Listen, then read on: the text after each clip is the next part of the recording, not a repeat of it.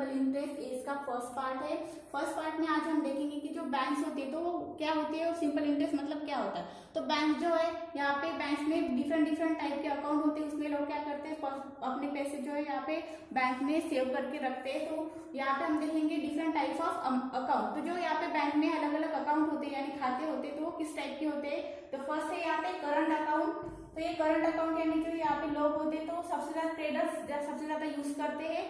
और इस अकाउंट के लिए जो बैंक है वो कोई भी यहाँ पे इंटरेस्ट वो नहीं देता है। तो जो यहाँ पे नो इंटरेस्ट मतलब जो बैंक होते हैं तो उसके ऊपर जो इंटरेस्ट यानी कोई भी पैसे उसको नहीं देता है, व्याज नहीं देता है। फिर यहाँ पे दिया है सेकंड है सेविंग अकाउंट। तो सेविंग अकाउंट मतलब क्या होता है कि जो लोग होते हैं, सिंपल लोग होते हैं, कॉमन लोग होते हैं, तो वो क्या करते हैं कि अपने जो पैसे है जो वो कमाते हैं तो उनमें से थोड़ा अमाउंट वो क्या करते हैं बैंक में सेव करते हैं। तो उस सेविंग के ऊपर जो है जो बैंक होती है उनको वो कुछ सम यानी थोड़ा सा ही उसके ऊपर जो इंटरेस्ट देती है।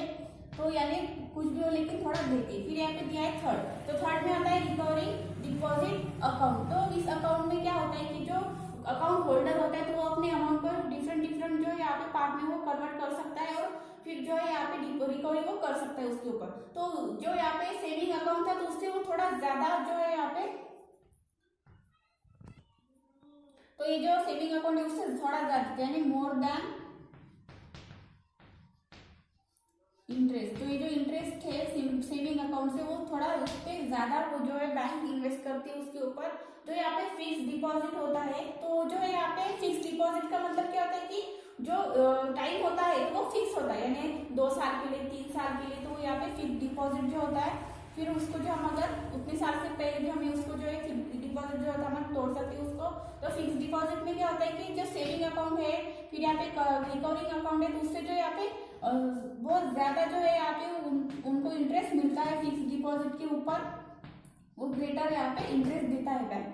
ठीक है, तो ऐसे हमने यहाँ पे डिफरेंट टाइप ऑफ अकाउंट देखे हैं। करंट अकाउंट हो गया, सेविंग अकाउंट हो गया, रिकवरिंग डिपॉजिट अकाउंट हो गया, फिर फिक्स डिपॉजिट। तो अभी जो हमने यहाँ पे इंटरेस्ट देखा है कि करंट अकाउंट को इंटरेस्ट नहीं मिलता है लेकिन जो यहाँ पे 3 है इन तीनों को यहाँ पे इंटरेस्ट मिलता है। तो इंटरेस्ट का मतलब क्या होता है कि ब्याज जो हम यहाँ पे पैसे बैंक में डालते हैं तो उसके ऊपर हमें जो है थोड़े परसेंट जो है यहाँ पे हमें पैसे जो है मिलते हैं। तो यहाँ पे आपको स्टेटमेंट दिया है क्योंकि उसके ऊपर अब जो अभी हमने यहाँ पे इंटरेस्ट देखा है तो सिंपल इंटरेस्ट का फॉर्मूला क्या होता है यहाँ पे P multiply R multiply T। तो P का मतलब क्या होता है प्रिंसिपल, R का मतलब रेट और टाइम, T का मतलब टाइम।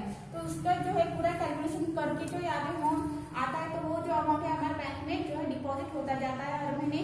तो देखिए यहाँ पे Savita borrow sum of 30,000 rupees at 8 PCPA interest for a year from bank to buy a computer। तो यहाँ पे सविता है उन्होंने जो यहाँ पे बैंक से कर्जा लिया है 30,000 के ऊपर और जो है यहाँ पे उनको रेट यानी जो है कितने टक्के जो उनको जो है ब्याज लगे तो यहाँ पे 8 पीसीपीए का मतलब है पर ईयर यानी हर एक ईयर में जो है उसको कितने पर जो यहाँ पे रेट कितना देना पड़ेगा तो 8% जो होता है वो देना पड़ेगा, 8% का उसको जो है यहाँ पे इंटरेस्ट देना पड़ता है।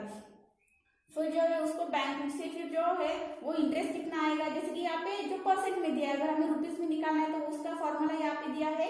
ठीक है, फिर जो है लास्ट में अगर आपको उसका अमाउंट उसको जो है निकालना पड़ेगा कि इस जो है ये 30,000 जो है उसके साथ जो इंटरेस्ट निकलेगा तो उन दोनों को मिला के बैंक के पास कितने पैसे चले जाएंगे। तो वो जो है हम जो है 2 फॉर्मूले है उससे हम यहाँ पे निकाल सकते हैं। तो ऐसे जो है यहाँ पे क्वेश्चन पूछे जाते हैं।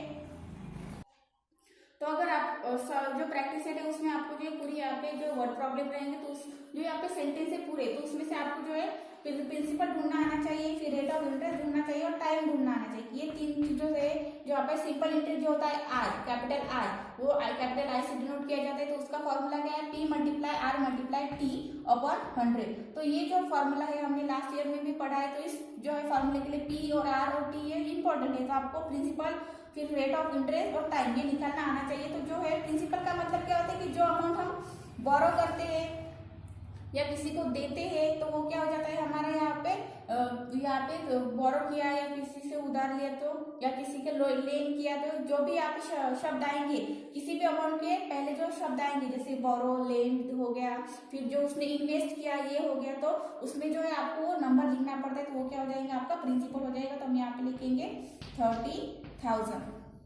फिर जो है रेट, आप जो है रेट जो है आप बहुत इजी से आप फाइंड कर सकते हो। तो जिस नंबर के पीछे पीसी पीए ये लिखा हो या तो फिर ऐसे परसेंट का साइन हो तो वो क्या हो जाता है, रेट हो जाता है। तो यहाँ पे क्या है 8 जो है यहाँ पे रेट है 8 पीसी पीए, ठीक है। फिर अब जो है आपको टाइम निकालना है, तो टाइम जो है यहाँ पे ईयर के करके आपको दिया जाता है। तो यहाँ पे जो है फॉर ईयर बोला है और ईयर, तो यहाँ पे जो है ईयर क्या हो जाएगा 1 हो जाएगा। तो यहाँ पे जो है आपको 2 ईयर्स भी आ सकता है, 3 ईयर्स भी आ सकता है, जिसका मतलब क्या हो जाएगा कि टाइम कितना होगा यहाँ पे 3 का होगा, 3 4 जितना भी यहाँ पे ईयर के सामने नंबर होगा वो। तो अभी हम क्या करेंगे, जो हमारे प्रिंसिपल हमने रेट निकाला है, टाइम निकाला है, वो अभी हम जो है यहाँ पे फॉर्मूले में डालेंगे। तो हम यहाँ पे लिखेंगे प्रिंसिपल कितना है हमारा 30,000 मल्टीप्लाई रेट हमारा 8 है, फिर यहाँ पे जो है टाइम 1 है। फिर हम क्या करेंगे यहाँ पे जो है डिवाइड में कितने हैं यहाँ पे 100 है। तो देखिए या तो आप इसको 100 से अगर आप 30,000 को अगर आप डिवाइड करोगे तो यहाँ पे 300 आते हैं, ठीक है। तो या तो आप जो है 100 को 30 काटो और फिर यहाँ पे 30,000 के 30 काटो, तो यहाँ पे जो बचेगी उसका आपको मल्टीप्लाई करना है। 300 मल्टीप्लाई 8 मल्टीप्लाई 1, तो यहाँ पे 8 3 24, तो यहाँ पे कितने आते हैं 2,400। तो ये क्या हो गया हमारा इंटरेस्ट हो गया। तो ठीक है, अगर आपको यहाँ पे पूछा गया कि यहाँ पे उसको इंटरेस्ट कितना पड़ रहा है तो कितना आ रहा है यहाँ पे 2,400, लेकिन आपको पूछा गया कि उसको कितना अमाउंट जो है बैंक को देना पड़ेगा टोटल। तो यहाँ पे अमाउंट का भी फॉर्मूला है कि amount equals to principal plus interest. अगर आपको इंटरेस्ट पूछा गया तो आपको यहाँ तक ही सॉल्व करने की जरूरत है, लेकिन अगर आपको अमाउंट पूछा गया तो आपको ये भी सॉल्व करना पड़ता है, तो ये भी सॉल्व करना पड़ता है। तो अभी देखिए अमाउंट का फॉर्मूला क्या है कि यहाँ पे प्रिंसिपल पर इंटरेस्ट करो, तो प्रिंसिपल कितना है हमारा 30,000 है। फिर यहाँ पे हमें क्या करना है कि जो हमारा इंटरेस्ट आया है वो हमें यहाँ पे प्लस करना है। तो यहाँ पे लिखेंगे अपन 30,000 प्लस 2,400। तो अभी जो है हमें यहाँ उनका एडिशन ही करना है सिर्फ, तो कितना आएगा यहाँ पे 32,400। तो ऐसे जो है ये अमाउंट हमारा आ गया है। तो ऐसे जो है आपको जो है जो स्टेटमेंट दिया होगा उससे आपको जो है जो प्रिंसिपल निकालना है, रेट निकालना है, टाइम निकालना है। फिर जो है फॉर्मूला यूज करके आपको इंटरेस्ट फाइंड करना है कैलकुलेशन करके। फिर जो है लास्ट में अमाउंट का भी फॉर्मूला है यहाँ पे प्रिंसिपल प्लस इंटरेस्ट। फिर जो ये फॉर्मूला यूज करके आपको एडिशन ही करनी है सिर्फ। तो ऐसे जो है आपको एग्जाम्पल सॉल्व करने हैं।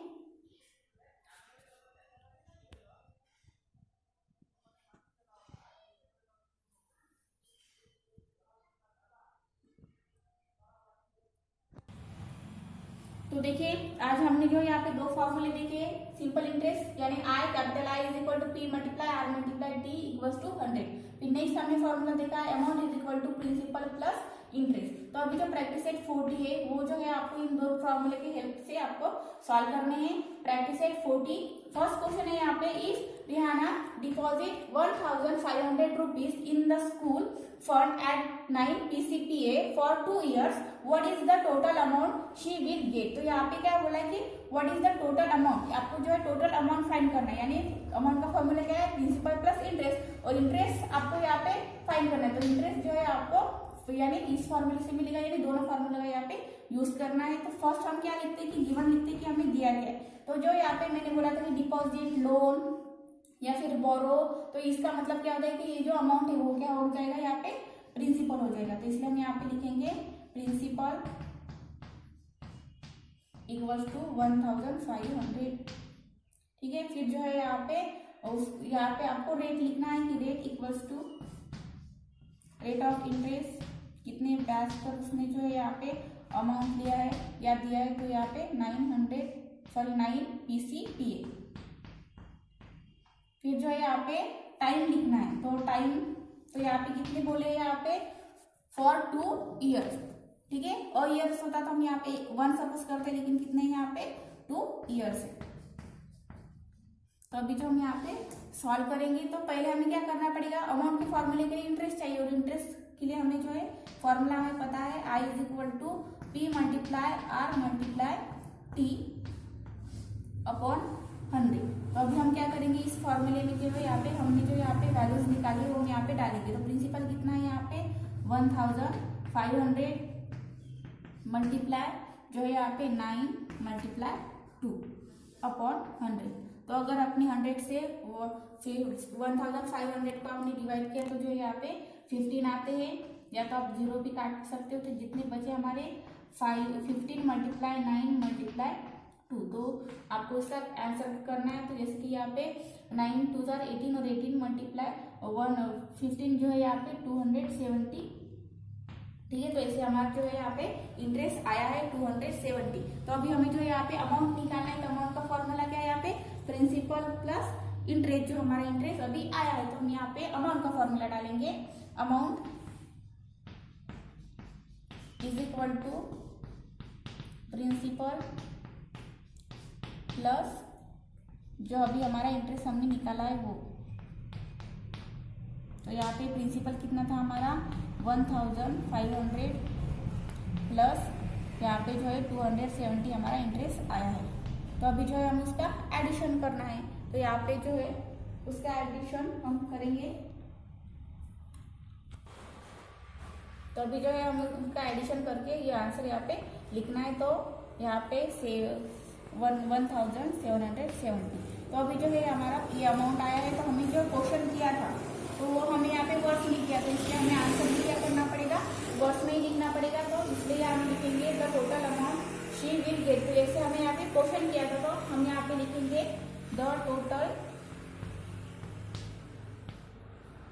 अमाउंट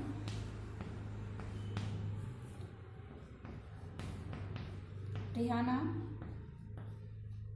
कितने रेहाना विल गेट